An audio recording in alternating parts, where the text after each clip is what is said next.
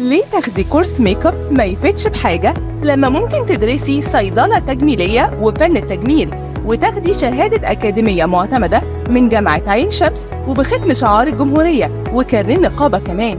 يعني شغلك مضمون في أكبر مراكز التجميل أو حتى مشروعك الخاص.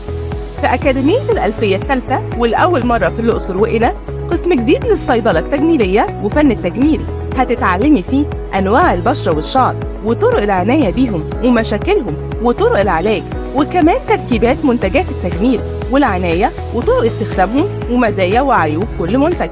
ما وقفناش لحد كده، معانا هتدرسي أحدث التقنيات ومزاياها وعيوبها زي الدبل كلينسينج، مايكرو نيدلينج، PTO، ديرما بلانينج، BRB، وحاجات تانية كتير زي تكنيك تركيب الرموش وتعبئة الفرة للشفايف وشد الوجه والرقبة بالخيوط وبلازما الدم وإزالة الترهل والهايبو وإزالة الشعر وغيرهم، وكمان دراسة جميع المصطلحات الطبية التجميلية.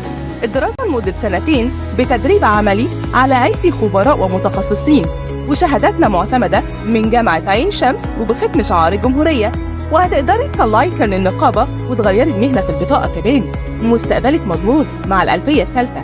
الأعداد محدودة، ما تفوتيش الفرصة وتواصلي معانا من خلال الآتي: